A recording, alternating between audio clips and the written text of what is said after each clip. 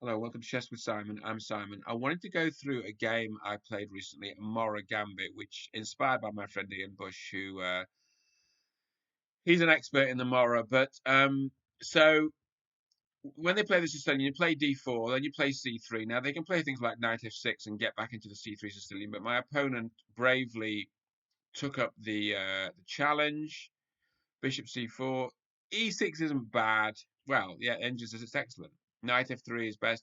Knight F6 is good. I think A6 is the best. Yeah, that's what the engine wants to do. The problem with Knight F6 is that White has E5. After the knight goes here, you can defend the pawn, and already you're starting to think about H3 to embarrass that knight, push it to the edge of the board, and maybe take it on H6, which will leave the F6 square weak, and the knight can go E4, F6. The C3 knight can go E4, F6. So Bishop C5 is not a bad move. I mean, just developing, although apparently the engine wants to play F6 here and get rid of that horrible pawn. Uh, White castles, which is seen as correct. I guess you've got to defend that F2 pawn, right? And castling is a good way to do it and fits in with White's plan. But H6 is risky because it takes away that square that the knight could have run to. So White naturally plays H3, and already the engine's giving an advantage. Now, my idea here was that I guess Black would take on F2, take twice on F2, maybe even. Well, you can't take on F2 and then play Queen B6 because I suppose there's Knight A4. Um, I haven't actually worked that out. Should we actually work that? Well, what I assumed would happen is that Black would take here, then we've got to take here, then the engine wants to take, and why can't you play Queen here? You can't play Queen here because, oh, well, you defend it here. Okay, fine. Well, okay. But the point is, at the very least, Black sort of can do this, which isn't great, but Black hasn't lost that much material, and the White King is a little bit a strange place. But Black instead went for G5, which the engine didn't like, and now the bishop can come back and defend F2, and that knight's got real problems. So the engine wants D5. Black played F5, already getting into trouble. I mean, it's amazing how quickly things can go wrong with the Morra. So I just picked up the knight. Then also I found knight D2. I guess what you're aiming for is E4, and you're aiming for the weakness on F6. You can also hit the bishop, weakness on D6. All sorts of goodies. This was the best move, I guess, aiming to trap the bishop. You hit E4.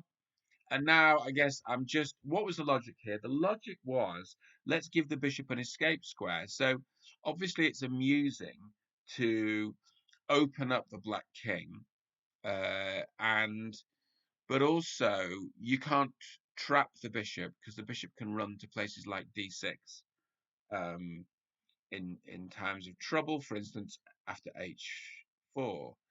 So takes. Queen takes is excellent. H4 was best. Okay, well, it's hard to know, isn't it?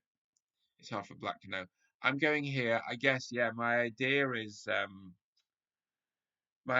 remove the C6 knight and then pin the queen against the rook. But also, after this, there's this move, look, which the engine liked. Bishop H2 might be best, but this is so much more fun. Hitting the queen and also hitting C7 where there's a fork. Queen goes here, the fork, engine likes the fork. And already now, knight takes A8 an inaccuracy. All right, I suppose he wants to hit the queen, but the thing is, already you're wondering if you can rescue that knight, which is made more difficult by the bishop on G3 being liquidated, but also more worryingly, the H file. I mean, the big worry is that Black does something terrible on the H file with the queen and rook. I mean, something terrible for me.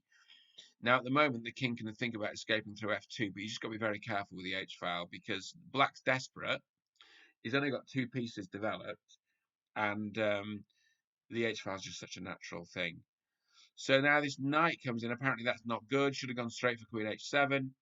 I like this move because I'm basically threatening exchanges. I'm quite happy to exchange queens, but I'm also hitting the knight, and I'm also hitting F6. So this just feels quite nice. Black didn't want to exchange queens, which I totally understand. There's a check here, which the engine kindly says is a great move. it's certainly tricky. I mean, I suppose if you put the queen in the way, oh, I could take the rook. I was going to say you could take the knight. You take the rook as well. I take a lot of things. King here isn't great because that's mate in one, and the knight's out, and it's mate in one.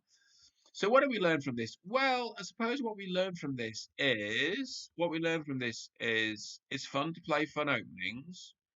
We learn that you got to be accurate, and whenever they play knight f6, this e5 move is useful. I mean, the thing I want to compare it to actually, which I think is instructive, is that in the Italian game, there's something very similar that happens. So when we go like this, and then we go c3, we go knight here, we push, take, and then you go here. If they go, the right move here is d5, but if they go knight g4, when you take here, now the bishop's got a check, but at some point you're aiming to play h3. You're hoping to play h3 and again do the same thing to that knight, push it to the edge. And of course, again, playing h6 here would be disastrous because then h3 becomes a... So this is similar. There's a similar thing in the Italian game. Also, and this is definitely flexing, but still want to do it, is if you actually do a review, because, we're all aspiring, right? If you do a review of the game, look at the rating. Yes, I'm flexing. So, we all aspire to play accurately and to get better. So I hope you're all well. Happy New Year, and I hope your chess is going well.